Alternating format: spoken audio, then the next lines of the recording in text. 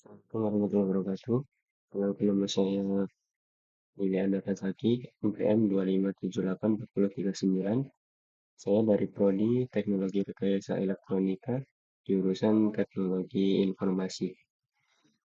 Baik, di sini saya akan menjelaskan tentang algoritma dan pemrograman. Algoritma itu adalah suatu angka-angka yang logis dan sistematis untuk menyelesaikan suatu masalah. Dalam dunia elektronika, algoritma itu sebagai otak perangkat keras. Dan kenapa sih kita wajib atau harus belajar algoritma dan pemrograman? Karena dalam dunia elektronika, algoritma itu ada keterkaitannya. Yang mana algoritma terkait dalam sistem dan sinyal yang dapat mengontrol eh, sinyal dan sistem untuk mengatasi noise atau gangguan. Lalu sebagai sistem kontrol untuk mengontrol suatu alat dengan konsisten. Lalu sistem tertanam. Sistem tertanam untuk mengambil keputusan pada microcontroller. Langsung saja di sini saya akan menjelaskan 3 studi kasus dari 3 tugas. Studi kasus yang pertama yaitu sebelum sistem keamanan aktif, microcontroller harus melakukan pengecekan mandiri, self-test.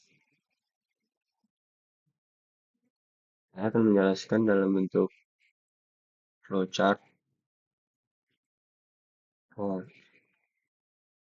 Pertama-tama itu dimulai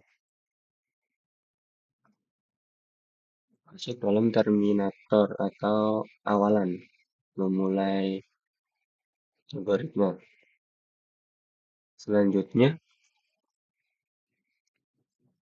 masuk ke proses inisialisasi semua pin input atau output. Setelah berjalan,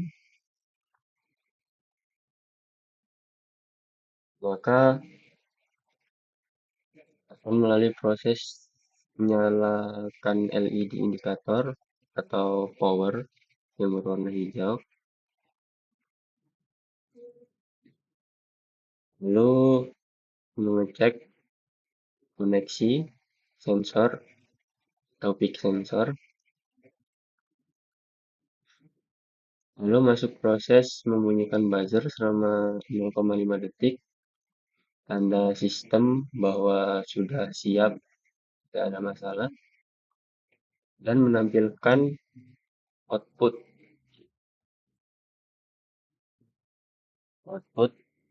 tampilan pesan sistem aktif pada layar LCD. Setelah itu selesai, maka algoritma telah selesai. Selanjutnya, studi kasus kedua, sebuah lengan robot di pabrik memilah barang. Jika berat barang lebih dari 500 gram, barang masuk ke keranjang A. Jika kurang dari itu, masuk ke keranjang B. Alur logikanya mulai lalu membaca data dari sensor beban load cell, keputusan apakah berat lebih dari 500 gram. Jika iya, maka servo akan mengarah ke kiri ke keranjang A. Jika tidak, maka servo ke arah kanan, yaitu keranjang B. Lalu layar monitor menampilkan informasi berat barang dan selesai. Dalam flowchart-nya, pertama dari algoritma memulai awalan, lalu masuk dalam proses yaitu membaca data dari sensor beban atau load cell. Nah, setelah proses ini lalu masuk ke dalam algoritma kondisi, yang mana ada dua kondisi, apakah barang lebih dari 500 gram atau kurang dari itu. Jika barang lebih dari 500 gram memenuhi syarat, jika iya, maka di sini akan memproses motor servo ke arah kiri, yaitu keranjang A, dan menampilkan informasi berat barang di monitor. Jika kurang dari 500 gram, artinya jika tidak, maka gerakan motor servo ke arah kanan, yaitu keranjang B. Setelah dari keranjang,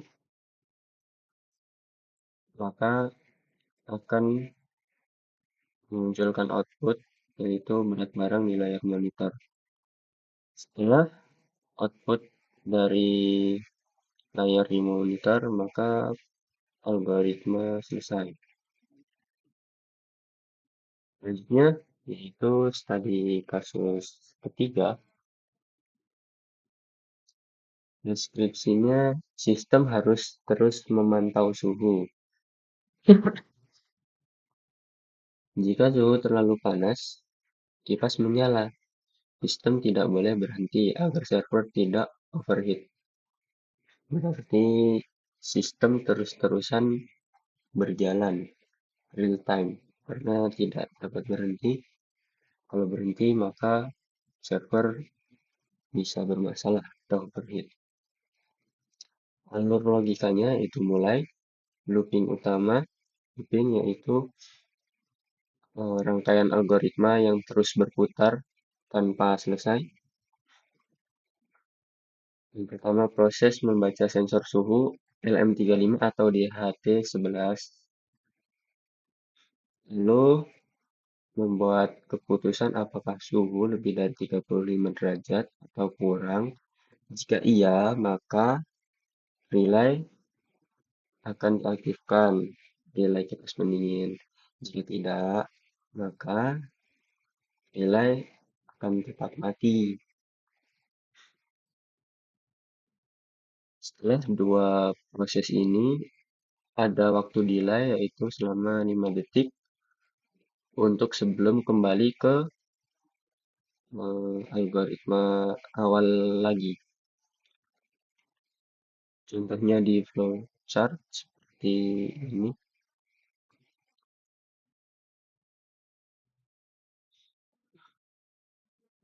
Algoritma pertama yaitu memulai.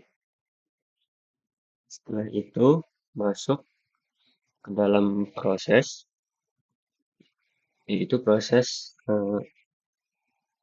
sensor membaca suhu ya. Menggunakan sensor LM35 atau DHT11. Sensor membaca suhu, lalu masuk ke precision yang mana terdapat perbedaan kondisi.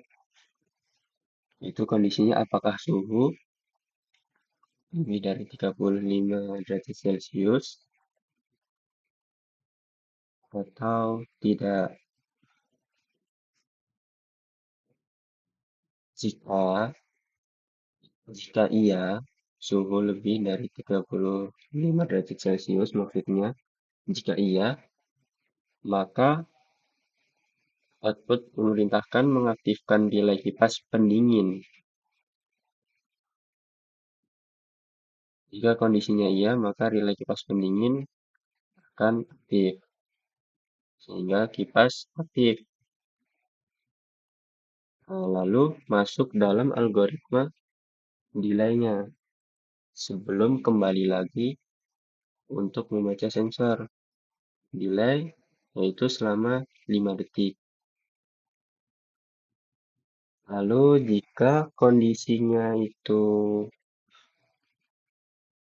balikannya atau tidak lebih dari 35 derajat Celcius, artinya jika tidak, maka output akan memerintahkan matikan relay kipas pendingin. Artinya kipas akan tetap mati. Lalu eh, masuk ke algoritma delay untuk menunggu